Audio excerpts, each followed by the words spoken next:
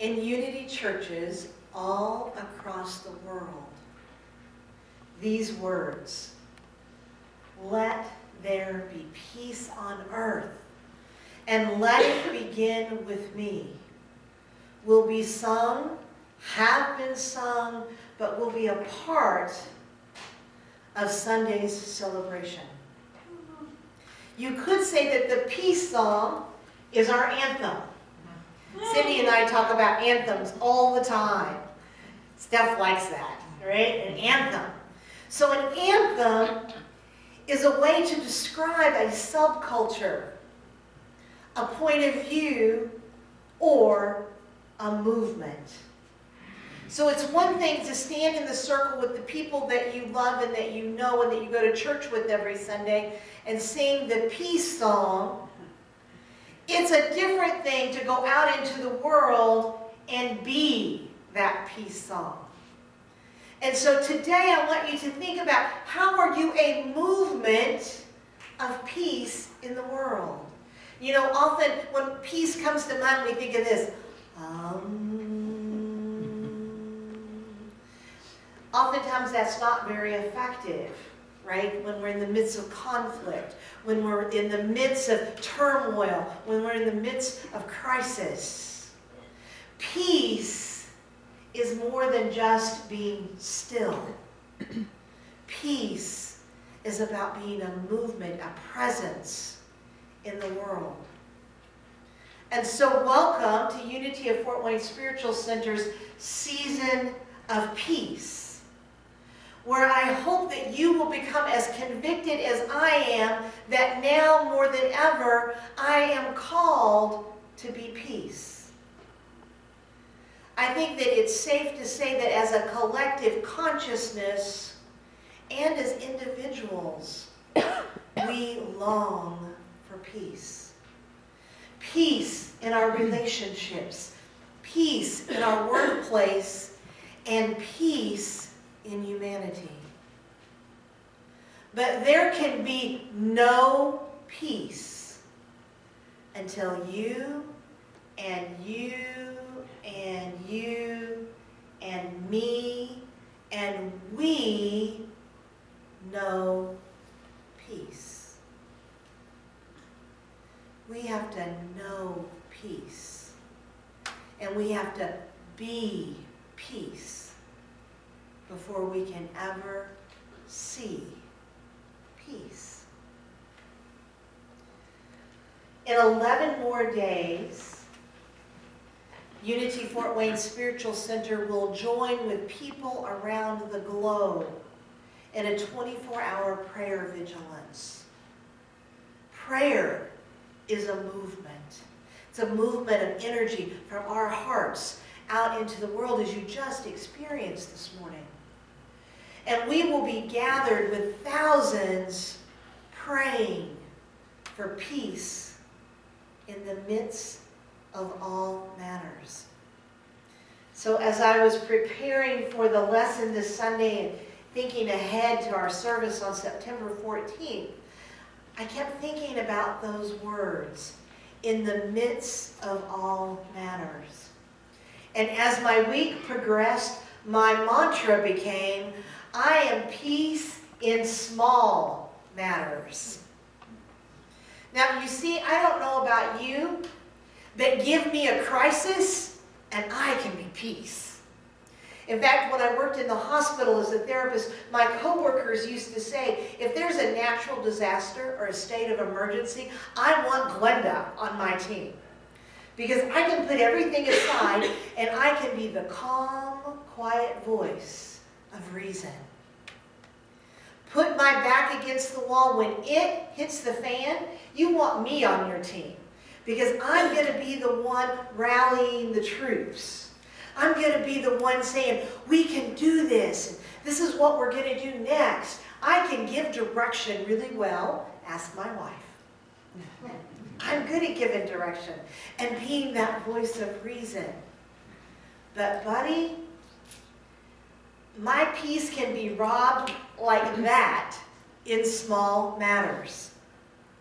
Like standing in line at the grocery store in the express lane with my whole 2 things, and the person in front of me clearly has more than 15.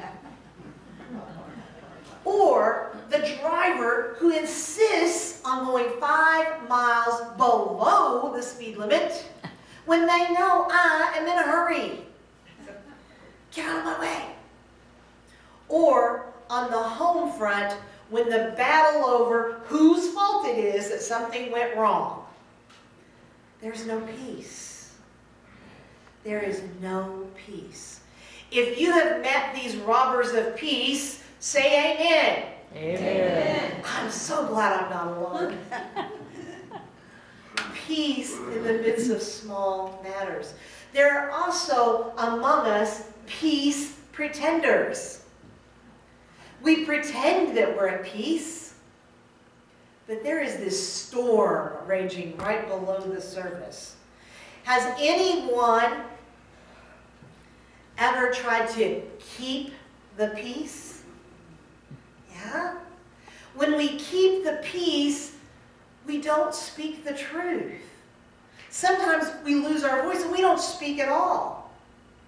And we don't express ourselves, our feelings, because we don't want to disturb the peace. That is a peace pretender. That's not true, real peace. Another peace pretender is when we become so spiritual that what my sponsor used to say, we're of no earthly use to anybody. Right? We use spiritual principles and spiritual practices to escape rather than face, to hide our heads in the sand,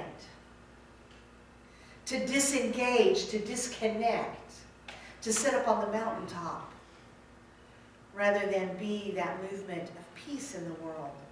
There's a psychologist, John Wellwood, who termed the phrase spiritual bypassing. Sometimes we use spirituality to bypass what's really going on in our lives.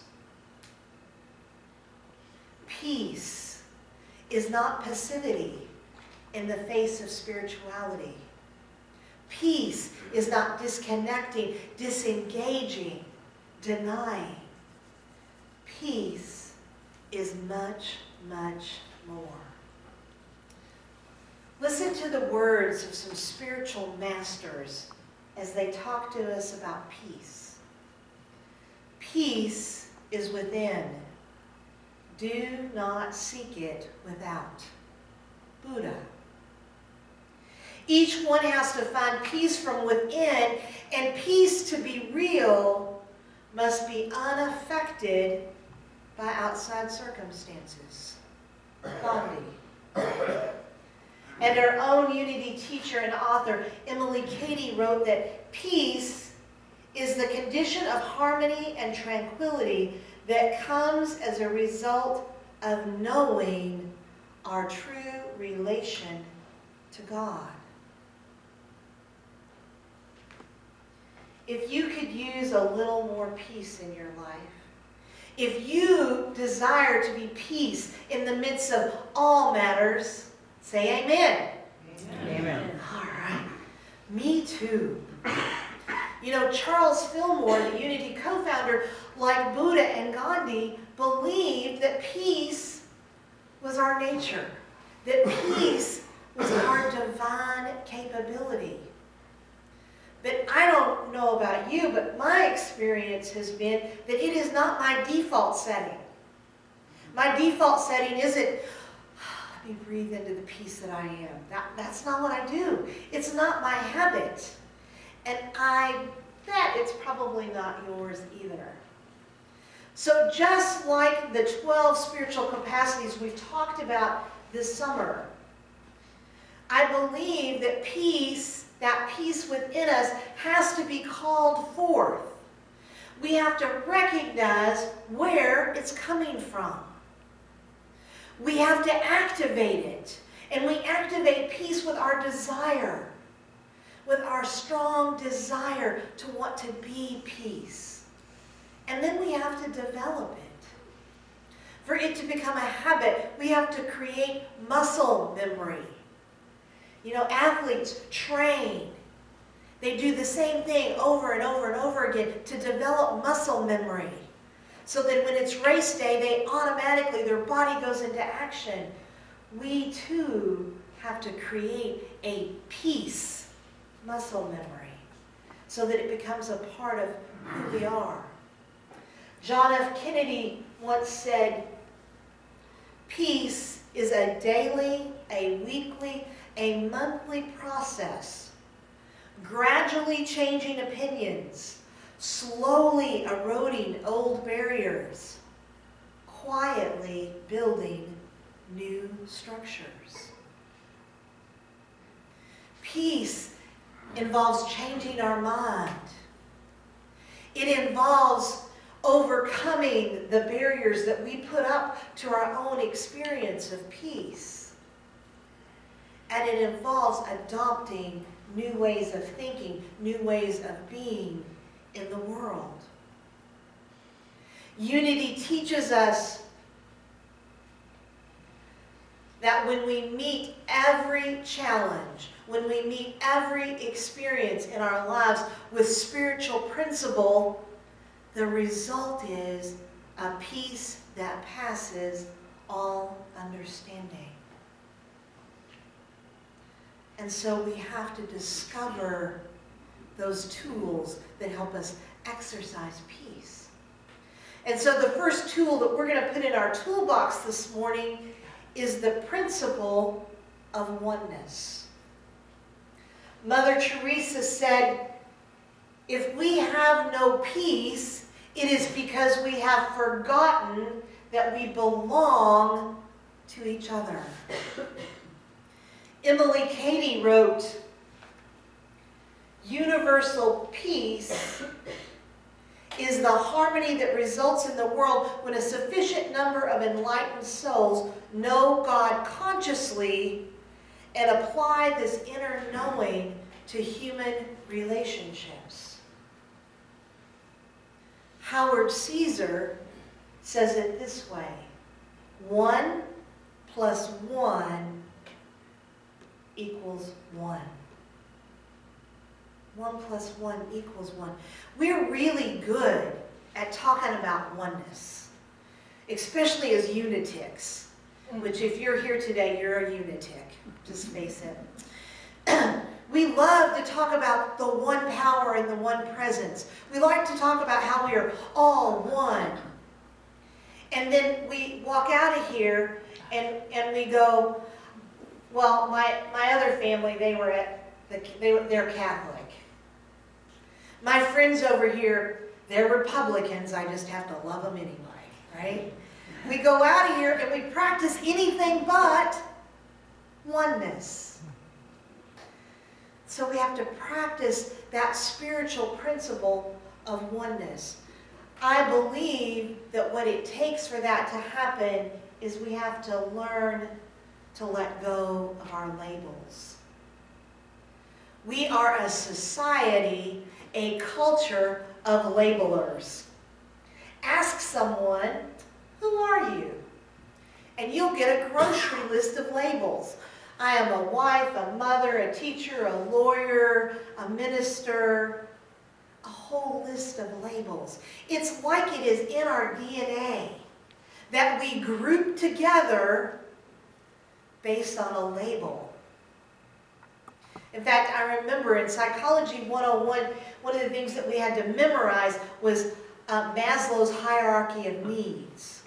And it's those things that we have to have in order to survive and in order to thrive. And on that first level is food and shelter, right? You have to be able to feed your body, clothe your body. This very second need that we have to have is safety and belonging. I believe that's where that phrase came from. There is safety in numbers. So when we all hang together, we survive. The problem is that we've taken this sense of belonging, this sense of hanging together for safety, And what used to protect us today is destroying us. Because you see, every time I put a label on you, on them, I have fueled the fire of fear. I have fueled separation. Now, I don't suggest that not labeling things is going to be easy, but maybe we could try by expanding the label. What if we began to label things as humanity, our group, the group to which I belong is humanity?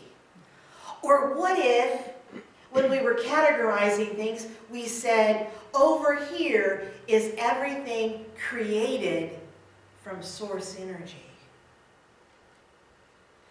Could it be that if we could expand our label, we could find that place deep in our hearts that Emily Cady talks about as this place of harmony and this place of tranquility? We could find that place within us where there is universal oneness, where we realize, like Cindy just sang, that despite the color of your skin, despite how you voted in the last election, despite which side of town you live on, we are woven together in a tapestry, one tapestry that is beautiful.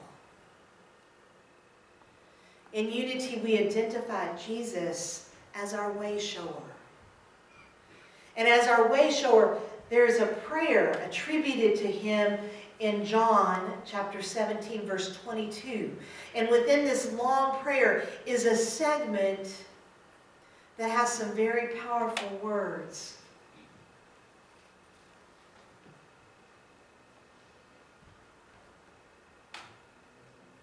The glory that you have given me, I have given them, so that they may be one, as you and I are one. I in them, you in me, that they may become completely one, so that the world may know that you have sent me and that you have loved them, even as you have loved me. Could it be stated any clearer that we were meant to be one? And that the way that we experience this oneness is through the harmonizing, unifying power of love. If we could but look through the lens of oneness in our livingness and see that at the heart of the matter, there is no difference. At the heart of the matter, we are all a piece of that circle of peace.